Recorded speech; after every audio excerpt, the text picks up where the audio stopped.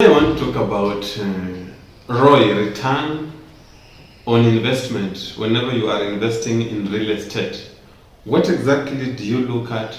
How do you know whether the price is exaggerated or is it within the margins of the market? Welcome to our today's episode. My name is Victor Anangwe. Now, for quite some time we have been marketing properties and different aspects, maybe whether is it a plot, is it a home someone is releasing or selling, or is it properties, rental units, or an apartment that someone plans to sell. And we have been marketing, and for some time you will hear arguments or criticism whether the price is too high or too low. Of course, I will definitely tell you that under very few circumstances will you get clients telling you that this property is undervalued, but the majority will want it to be a bit lower than the price that has been put in the market. So what exactly do you look at before you buy a property if it was advertised? How do you know whether this property is worth the price or equivalent to what I'm looking for or not? Now, in most cases, in real estate, any investment that you buy is a long term. We need to agree about that. You cannot invest in real estate and imagine that you'll start reaping tomorrow. It's a bit tricky that way. Whether you are buying your own land to start developing it, maybe for commercial purposes or rental apartments, or whether you are buying property that already has clients and you need to start collecting rent the next month immediately. There is what we call a return on investment, what we shorten or call it ROI. Now, those are the things that you need to calculate before you actually go into the deal. For the standard time for any property to give back is averagely 8 to 10 years. But if the property is lucrative enough for you and you like it, then you might extend it to maybe averagely by 2 years. Let's say maybe 12 years it should have given you back and you should start earning. So when do we actually say that the return on this investment or the property has started giving you the profit? A good example is here: you buy property.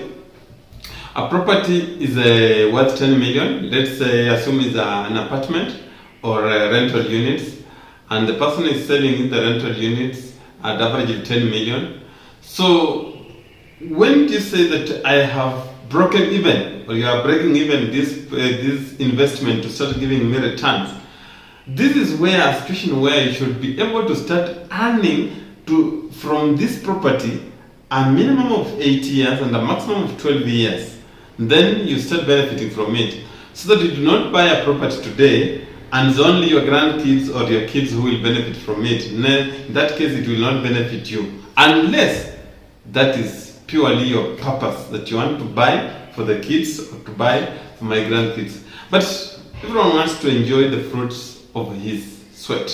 That's why whenever you're buying property, you need to calculate at what point will I start reaping, will I start getting profit from this property or this investment. And of course, we're talking about real estate mostly.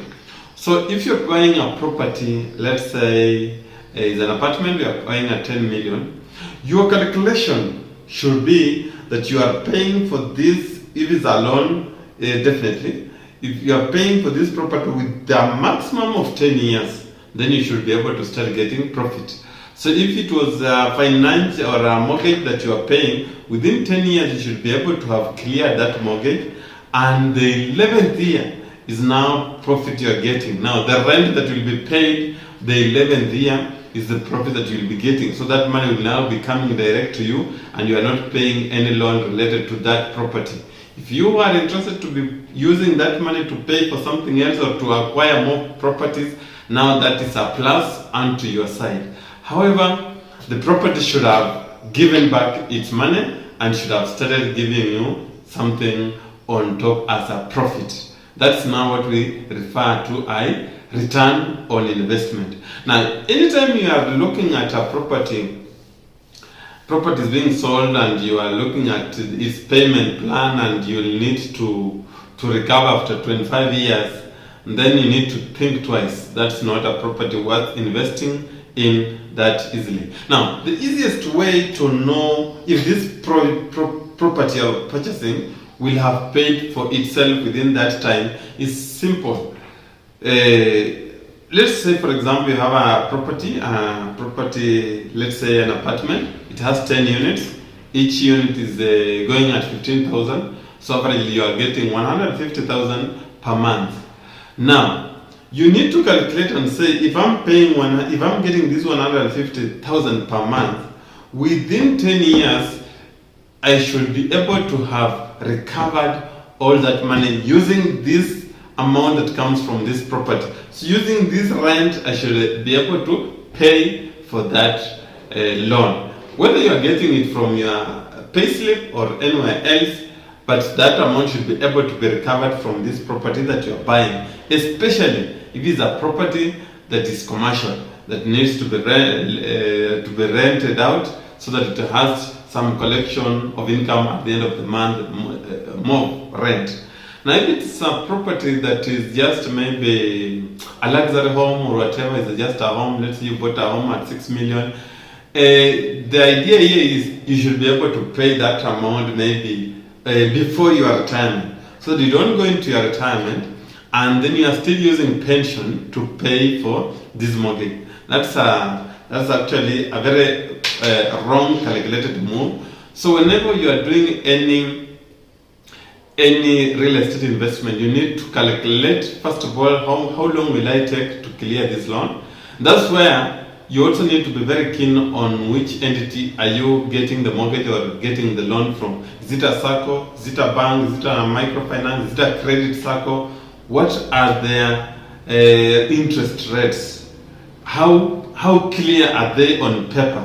Rather than waiting for you when the loan is not yet moving, you go to talk to them and then they will tell you, did you read this article? Did you read this article? They need to be very clear. You need to talk to institutions that are very clear on how you will be paying your loan back or your mortgage, so that you can easily calculate yourself even with a simple smartphone. You can easily say, I'll be finishing my loan in 2028 November.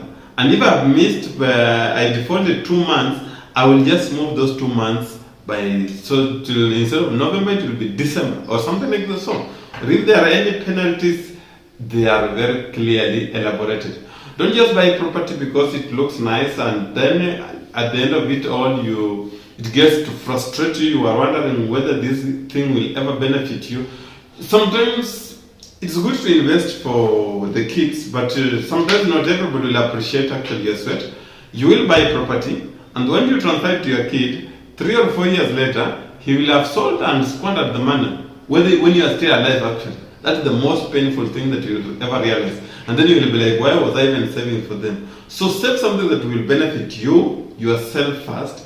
Then from there, the kids will also just benefit from it.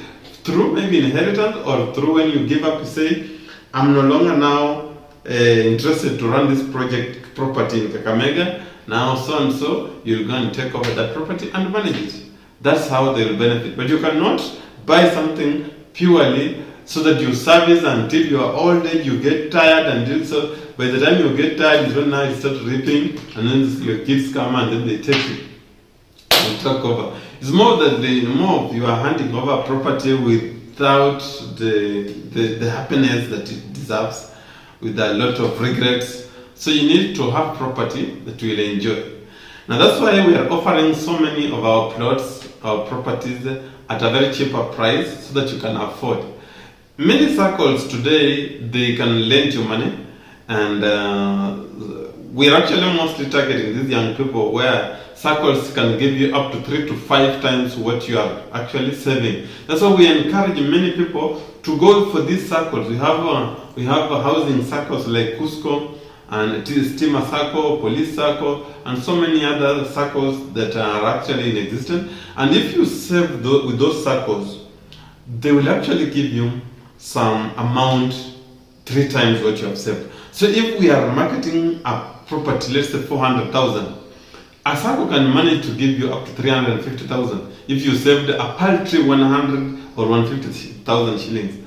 That is 3 times. Then you can secure that property. You can either pay for that property entirely or pay 300, whatever remaining like 100k. We shall give you some 6 months to maybe clear it systematically or gradually.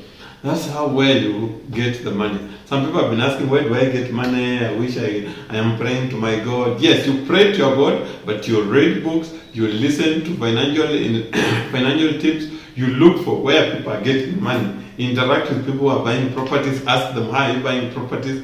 You cannot just wish that I will ever wish. You must walk out of your shell, out of your comfort zone for you to be able to acquire these properties. Sometimes we sell properties from clients who are actually either relocating, maybe they lived in town for quite some time, they now want to move to a bigger space, maybe they want to go to do agriculture, others want to retire and now go into the villages. So that's when they sell. If they had bought a house, they had bought a plot, maybe a quarter plot around town, and they had constructed a 3-bedroom house, that's when you will see us advertising those kind of houses. Sometimes the prices could be a bit high, but what we believe is that most clients are able to negotiate. They allow negotiation. So prices, we have what we call asking price. Asking price is never the last price, and asking price is what most people will tell you that it is a price ya broker. They say ya broker. But in the real sense, actually, it's usually the owner who has given that price. But it's usually negotiable. So that's the best way that you can always invest. Thank you. I'm Victor, and